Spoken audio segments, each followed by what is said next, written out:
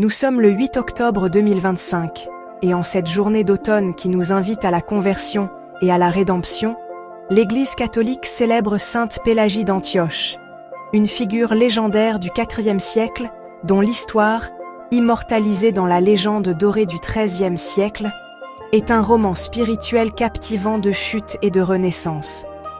Née vers 430 à Antioche, en Syrie, Pélagie était une femme d'une beauté exceptionnelle, issue d'une famille aisée, et menait une vie de plaisir mondain, adulée comme comédienne et courtisane dans les théâtres de la ville. Selon la tradition, elle fut fascinée par un moine nommé Nonnus, prêchant avec une simplicité et une sainteté qui contrastaient avec le faste de sa vie. Touchée par la grâce divine, Pélagie se convertit radicalement. Elle se rendit au monastère, confessa ses péchés et demanda le baptême, renonçant à tout pour suivre le Christ. Pour échapper au regard du passé, elle se déguisa en homme sous le nom de Pélage, coupant ses cheveux et adoptant les habits monastiques. Elle vécut ainsi en ermite pendant des années, accomplissant des pénitences rigoureuses pour expier ses fautes antérieures et devint un modèle de vertu pour ses frères moines.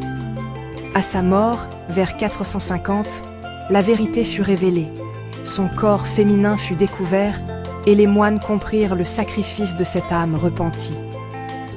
Canonisée au VIe siècle, Pélagie est patronne des repentis, des comédiens et des transgenres spirituels, un symbole de la miséricorde infinie de Dieu qui transforme les pécheurs en saints.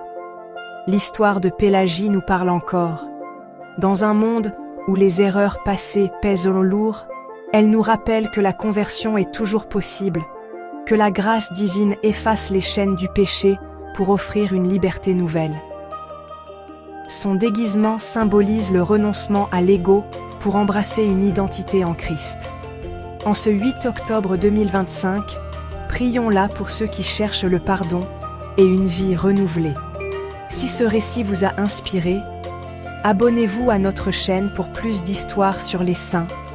Likez, commentez et partagez pour diffuser cette lumière spirituelle.